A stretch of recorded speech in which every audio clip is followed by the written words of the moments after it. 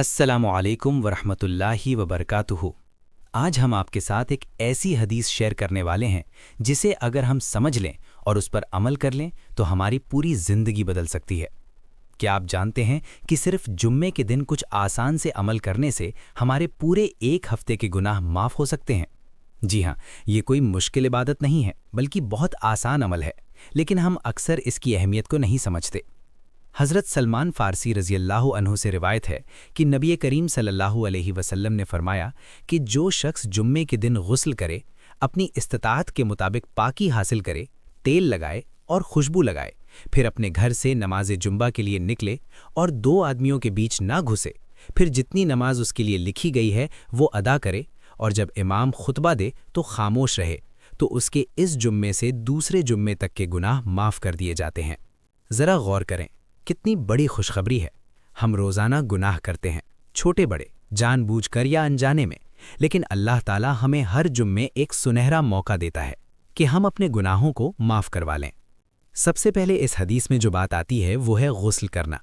जुम्मे के दिन गुस्ल करना सिर्फ जिस्मानी सफाई नहीं बल्कि रूहानी पाकीज़गी भी है।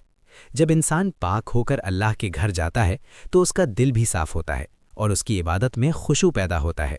फिर फरमाया कि अपनी इस्तिताअत के मुताबिक पाकी हासिल करे, यानी इंसान अपने आप को साफ सुथरा रखे, नाखून काटे, कपड़े साफ हों। ये सब चीज़ें इस्लाम की खूबसूरती को दिखाती हैं। इसके बाद फरमाया कि तेल लगाए और खुशबू लगाए। ये हमें सिखाता है कि जब हम अल्लाह के घर जाएं तो बेहतरीन हालत में जाएं, क्योंकि हम दुनिया के किसी अहम इंसान से मिलने जाते हैं तो अच्छे कपड़े पहनते हैं, तो फिर अल्लाह के घर जाते वक्त क्यों ना बेहतरीन हालत अपनाएं। फिर फरमाया कि मस्जिद की तरफ निकले। ये भी बहुत अहम है कि हम जुम्मे के लिए जल्दी निकलें। हदीसों में आता है कि जो जितना जल्दी जाता है उसे उतना ज़्यादा सवाब मिलता है। फिर एक बहुत अहम अदब सिखाया गया कि दो आदमियों के बीच ना घुसे। आजकल हम देखते हैं कि लोग मस्जिद में जगह बनाने के लिए दूसरों को तकलीफ देते हैं, लेकिन इस्लाम हमें अदब और एहतराम सिखाता है। अगर जगह ना हो तो जहाँ जगह मिले वहीं बैठ जाएं, किसी को तकलीफ ना दें। फिर फरमाया कि नमाज पढ़े जो उसके लिए लिखी गई है, यानी जो नफिल नमाज हो सके वो अदा करे, क्योंकि जुम्मे के दिन इबादत का सवाब बहुत ज़्यादा होता है। और सबसे अहम बात, जब इमाम खुतबा दे तो खामोश रहे।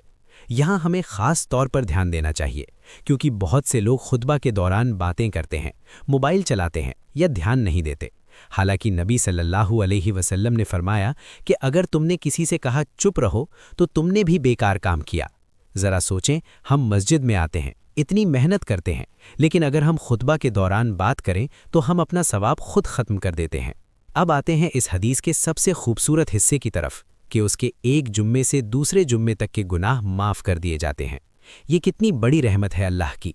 हम कमज़ोर हैं, हमसे गलतियाँ होती हैं, लेकिन अल्लाह हमें बार बार मौका देता है कि हम वापस आएँ, तौबा करें और अपनी ज़िंदगी को बेहतर बनाएं।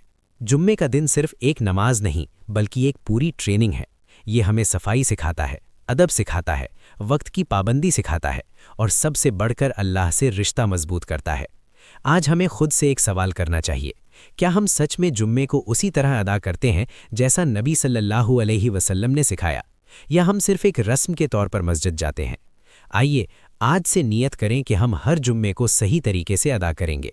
गुस्ल करेंगे, अच्छे कपड़े पहनेंगे, खुशबू लगाएंगे, जल्दी मस्जिद जाएंगे, खामोशी से खुतबा सुनेंगे और अल्लाह को दिल से याद करेंगे।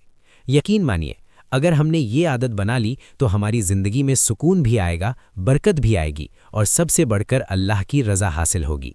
आखिर में आप सबसे गुजारिश है कि इस पैगाम को अपने दोस्तों और घर वालों तक ज़रूर पहुँचाएं, क्योंकि हो सकता है कि आपके ज़रिए किसी की ज़िंदगी बदल जाए। अगर आपको ये वीडियो पसंद आई हो तो लाइक, शेयर और सब्सक्राइब ज़रूर करें। जज़ाकल्लाहु खैरन। अस्सलामु अलैकुम वरहमतुल्लाहि वबरकातुहू।